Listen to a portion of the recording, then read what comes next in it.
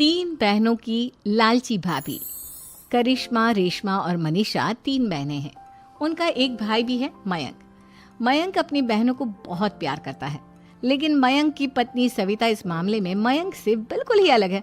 वो अपनी ननदों का जितना बुरा कर सकती है उतना बुरा करती ही रहती है और अपनी ननदों पर हुक्म भी चलाती है। करिश्मा, करिश्मा, तुमने अभी तक नाश्ता नहीं बनाया? तुम्हारे भैया को ऑफिस जाने में देर हो रही है। हाँ भाभी, बस अभी बनाती हूँ। करिश्मा, तुम ये ढीलापन छोड़ दो। कल को पराए घर जाना है। वहाँ अगर तुम इस तरह से काम करोगी तो लोग क्या कहेंगे कि माँ ने और भाभी ने कुछ सिखाया नहीं। और तुम्हारी दोनों बहनें कहाँ हैं? अब रेशमा मार्केट गई है और मनीषा सो रही है। क्या? सुबह के 8 बज रहे हैं और ये महारानी अभी भी सो रही है? ये कहते हुए सविता अपनी सास दुर्गा देवी के पास जाती है। माँ जी, देख रही हो अपनी बेटियों के तौर तरीके? क्या हुआ बहू, सुबह सुबह क्या कर दिया मेरी बेटियों ने? अरे एक तो अभी अभी उठकर किचन में गई है, दूसरी सुबह सुबह बाहर चली गई और तीसरी अभी तक सो रही है। क्या करूं मैं इन तीनों का, मैं तो परेशान हो गई हूँ। जा जाकर उठा उसे और रेशमा से मैं बात करती हूँ। सविता सीधा मनीषा के कमरे में जाती है और उससे कहती है, महारानी जल्दी उठो, सूरज सर पर आ गया है। भाभी थोड़ी देर और सोने दो ना, मैं रात को लेट सोई थी। वो क्या ना, यूनिट टेस्ट चल रहे हैं। शराफत से उठती है या नहीं, या फिर पानी की भरी बाल्टी डालूं तेरे ऊपर? नहीं नहीं भाभी, मुझे बिस्तर में नहीं नहाना, उठती हूँ मैं। मनीषा जल्दी से उठकर बाथरूम में चली जाती है। सभी आराम से बैठकर नाश्ता कर रहे होते कि तभी रेशमा बाजार से हाथ में सामान लिए आ जाती है। रेशमा को देखते ही सविता उस पर बरस पड़ती है। लो, आ गई महारानी। ऐसा भी क्या सामान लाना था जो सुबह आंख मलते ही बाजार की तरफ रवाना हो गई? भाभी, कल आप ही तो चीख रही थी कि घर का सारा सामान मुझे ही लाना पड़ता है, घर में किसी को भी किसी काम से कोई लेना देना नहीं है। अब मैं बाजार जाकर सामान ले आई तो आपको इस बात से भी तकलीफ हो रही है? देख रही हो माँ जी, अपनी बेटी की जुबान कैंची से भी तेज चलती है। और मयंक, आप तो कुछ कहेंगे नहीं अपनी लाडली बहन को। रेशमा, अपनी भाभी से ऐसे बात नहीं करते। चलो माफी मांगो। भैया, मैं क्यों माफी मांगू? आप भाभी से बोलिए ना कि हम पर कम हुक्म चलाया करे। हम इस घर की बेटियां हैं और आपकी पत्नी की ननद है, नौकरानी नहीं। लो कर लो बात। इनकी भलाई के लिए कुछ भी बोलो तो इन्हें बुरा लग जाता है। इस घर में यही इज्जत है मेरी। देख लो माँ जी, आपकी बेटी किस लहजे में मुझसे बात कर रही है। सविता वहाँ से चली जाती है। मयंक को बहुत गुस्सा आता है, वो भी वहाँ से चला जाता है। फिर करिश्मा रेशमा को समझाती है। रेशमा, तुम्हें भाभी से माफी मांग लेनी चाहिए थी ना। लेकिन दीदी, मैंने कुछ किया ही नहीं, तो मैं माफी क्यों मांगू? हाँ करिश्मा दीदी, रेशमा दीदी जैसे ही घर में आई भाभी ही उन पर चिल्ला रही थी। हाँ, मैं मानती हूँ कि गलती भाभी की थी। मैं तो इसलिए बोल रही हूँ कि भाभी ने माँ को तो पूरी तरह अपने वश में कर लिया है। वो हमारी बात सुनती ही नहीं। मयंक भैया हमारे लिए हमेशा खड़े रहते हैं, इसलिए उनकी बात का मान तो तुम्हें रखना चाहिए था ना। कोई फायदा नहीं दीदी, कुछ दिनों की बात और है, भाभी उन्हें भी हमारे खिलाफ भड़का देंगी। फिर वो भी माँ की तरह हमारी किसी बात का विश्वास नहीं करेंगे। इसी तरह सविता अपनी तीनों ननदों को किसी न किसी बात पर परेशान करती रहती थी। एक दिन मयंक अपनी तीनों बहनों के लिए गिफ्ट लाया। करिश्मा, ये तुम्हारे लिए हार का सेट। रेशमा, तुम्हारे लिए सुंदर सी ड्रेस। और मनीषा, तुम्हें किताबें पसंद है ना, तुम्हारे लिए किताबें लाया हूँ। थैंक यू भैया। थैंक यू भैया। थैंक यू भैया।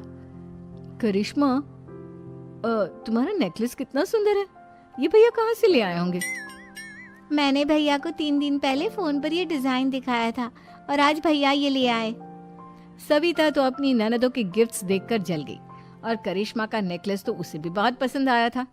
अपनी बहनों के लिए कितना अच्छा नेकलेस लेकर आए हैं, मुझे कभी कोई गिफ्ट नहीं दिया।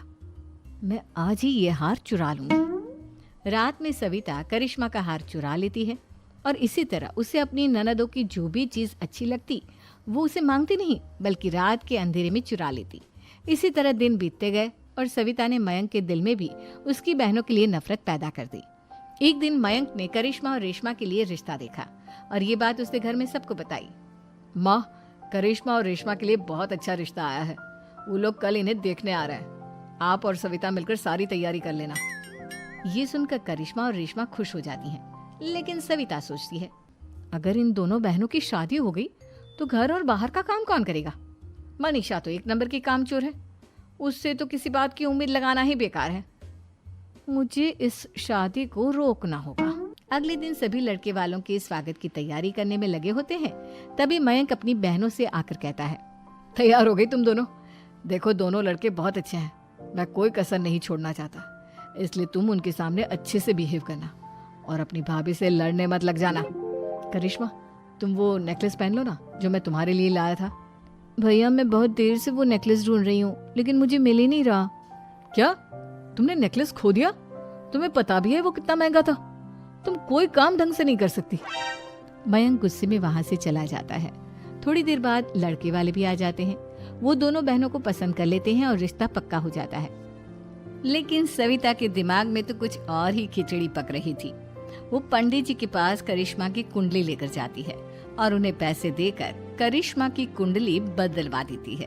जब लड़के वालों के पास करिश्मा की कुंडली जाती है तो वो दुर्गा को फोन करते हैं। बहन जी, हमने करिश्मा की कुंडली अपने पंडित जी को दिखाई थी। आपकी बेटी की कुंडली नहीं बल्कि दोषों का पिटारा है।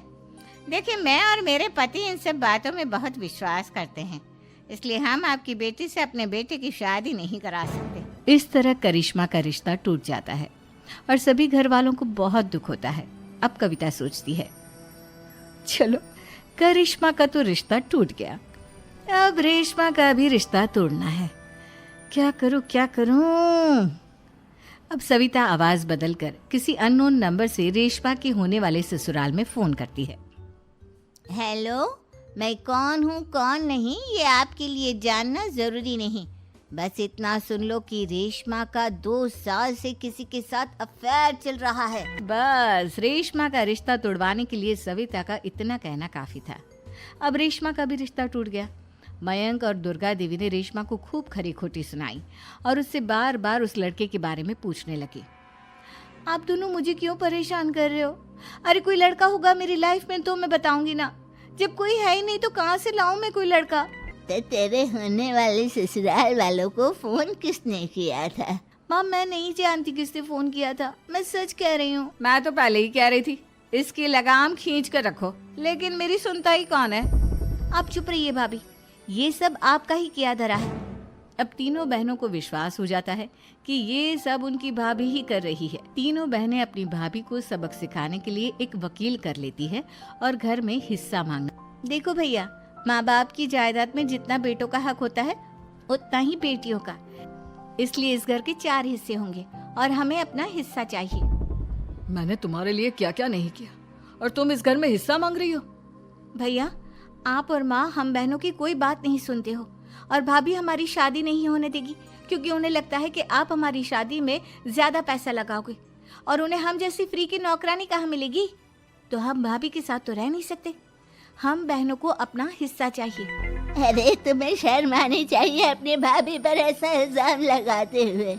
वो तुम्हारे बारे में कितना सोचती है। हाँ माँ, भाभी हमारे बारे में बहुत सोचती है, दिन रात बस यही सोचती रहती है कि किस तरह से अपनी तीनों ननदों को परेशान करूं और कभी मुझे पढ़ने भी नहीं देती।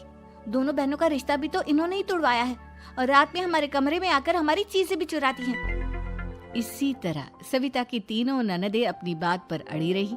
अब कोर्ट में तारीख भी शुरू हो गई। जब सविता को लगा कि उसकी तीनों ननद इतनी आसानी से नहीं मानने वाली, तो उसने अपने पति और सास को सारी सच्चाई बता दी और अपनी तीनों ननद से माफी मांगी। मयंक और दुर्गा को भी अपनी गलती का एहसास हो गया। अब सविता खुद करिश्मा और रेशमा के लिए अच्छा रिश्ता ढूंढती है और उनकी शादी करवाती है।